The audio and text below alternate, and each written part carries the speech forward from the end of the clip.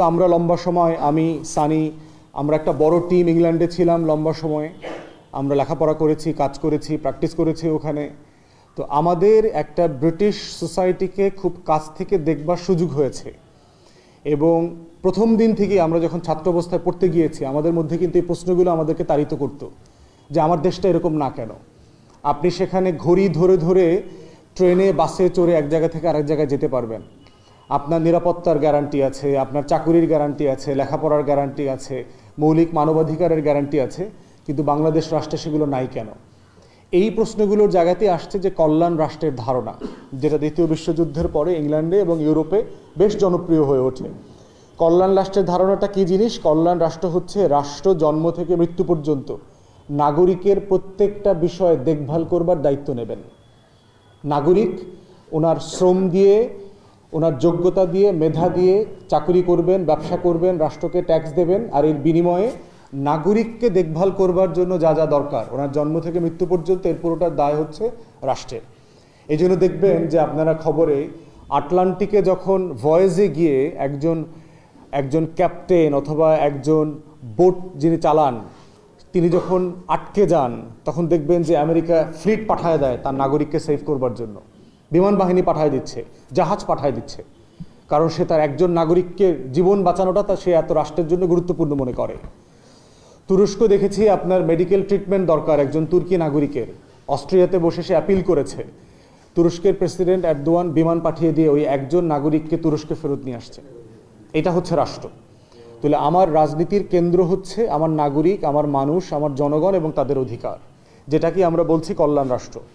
দ্বিতীয় হচ্ছে আমার রাজনীতি হচ্ছে সেবা এবং সমস্যা সমাধানের রাজনীতি, যেই রাজনীতিটা বাংলাদেশে অনুপস্থিত। কি জিনিস সেটা? আপনারা দেখতে পাচ্ছেন যে আমাদের স্বাস্থ্যসেবা খাতের যে দুরবস্থা সারা বাংলাদেশে, ডেঙ্গুতে কয়েক হাজার মানুষ ইতিমধ্যে প্রচণ্ড রকম আহত হয়েছে, অসুস্থ হয়েছে এবং মারাও গেছেন কয়েক শত। ডেঙ্গু তো এমন একটা রোগ না যেখানে মানুষ মারা যেতে হবে, এন্টায়ারলি একটা প্রিভেন্টেবল ডিজিজ। একজন মানুষও মারা যাওয়ার কোনো কারণ নাই। বাংলাদেশে বৃষ্টি হয় কয়দিন, ধরেন 4 মাস 5 মাস বৃষ্টি হয়, ইংল্যান্ডে সারা বছর বৃষ্টি হয়। কেউ তো ডেঙ্গুতে মারা যায় না, মশার কামড়ে মারা যায় না তো কেউ। কেন যাচ্ছে না? কারণ রাষ্ট্র কাউকে মরতে দেয় না। বাংলাদেশ রাষ্ট্র মানুষকে মরতে দেয়, সে বদার না। বাংলাদেশ রাষ্ট্র খুন করে। আপনারাই তো রংপুরবাসীরা এবং রংপুরের সাংবাদিক ভাইয়েরা আপনার সে আবু সাইদের সেই বিখ্যাত আইকনিক পিকচারটা ধারণ করেছেন যে রাষ্ট্র গুলি করছে, গুলি করে সে তার নাগরিককে মেরে ফেলে। এদেশের প্রধানমন্ত্রী, বড় বড় নেতারা ফোন করে বলে যে যতগুলো মারা দরকার মারো, দায়িত্ব আমি নিব। একটা গুলি করলে একজন মরে, কেউ পালায় না। এই ধরনের বক্তব্য তো আপনারা দেখেছেন। তো এটা হচ্ছে রাষ্ট্রের দায়িত্ব যে রাষ্ট্র কাকে বাঁচতে দেবে আর রাষ্ট্র কাকে অ্যালাউ করবে মরে যাবার জন্য।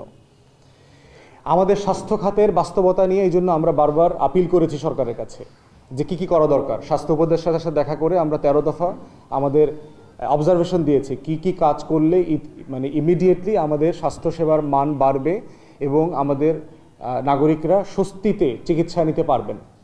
এখন দেখেন, আপনারা বলতে পারেন ওয়েল এটা তো বহুদিনের সমস্যা। প্রশ্ন হচ্ছে বাংলাদেশের রাজনৈতিক দলগুলো কি তর্কটা করছে কিনা? করছে না। আমরা ইউরোপের রাজনীতিতে দেখেছি যে এইটাই হচ্ছে রাজনীতির তর্ক, যে আমার স্বাস্থ্য খাত কিভাবে চলবে, আমার স্বাস্থ্য সেবাটা কিভাবে বাড়ানো যেতে পারে, কি করা যেতে পারে, কি করলে ডেঙ্গু থাকবে না, কি ওষুধ ব্যবহার করা হচ্ছে, এটা কি ভেজাল, এটা কি আমার দেশের, বিদেশ থেকে আমদানি করা হচ্ছে। আপনারা দেখেছেন ঢাকা মহানগরী উত্তরের যে সিটি কর্পোরেশনের মেয়র ছিল, সে এবং তার কিছু কোম্পানি তাপসরা মিলে কিভাবে ভুয়া চাইনিজ সিল মেরে আপনার ওষুধ বিক্রি করছে, মশার ওষুধ। বাংলাদেশে তৈরি করা না, পচা জিনিস, ডাস্টবিনে তৈরি করা হয়েছে। তাহলে আমার রাজনীতিতে আলাপটা নাই কেন? আপনারা যারা সাংবাদিক ভাইরা আছেন, আপনারা রাজনৈতিক দলের বক্তব্য তো সবসময় শোনেন। ডেঙ্গু নিয়ে কি কোনো রাজনৈতিক দল কথা বলছে? কিন্তু প্রত্যেক দিন তো মারা যাচ্ছে আমার ডেঙ্গুতে, শত শত নাগরিক মারা যাচ্ছে। তাহলে আমার রাজনীতির তর্কটা ডেঙ্গুকে নিয়ে না কেন, মশার কামড়টা নিয়ে না কেন? এবং সেটা এই বছর না তো প্রতি বছর হাজার হাজার মানুষ মারা যাচ্ছে। আপনাদের এই অঞ্চলে রংপুর বিভাগকে আপনারা শস্য ভাণ্ডার বলছেন, আপনাদের কারণে আমরা খেয়ে পরে বেঁচে থাকি, কিন্তু আপনাদের কৃষকরা ভালো নাই কেন? আপনাদের একজন কৃষকের প্রতি কেজি ধান উৎপাদন করতে 23 থেকে 28 টাকা, 27 টাকা, 29 টাকা খরচ পড়ে, কিন্তু সে 30 টাকা বিক্রি করতে পারছে না, তাহলে সে তো কৃষিকাজ করবে না, সে ঢাকায় গিয়ে রিক্সা চালাবে। আমি প্রচুর রিক্সাওয়ালাকে চিনি ঢাকায়, কৃষিকাজ করা বন্ধ করে দিয়েছে। আমি যখন কথা বলি তাদের সাথে বলে যে ভাই লস, তার থেকে আমি রিক্সা চালালে প্রতিদিন আমার 1000 টাকা থাকে, আমি 2 সপ্তাহ 3 সপ্তাহ রিক্সা চালাই, 1 সপ্তাহ বাড়ি থাকি, ঘুমাই, ঘুরি ফিরি। তাহলে আমার কৃষককে নিয়ে রাজনীতিতে তর্কটা নাই কেন?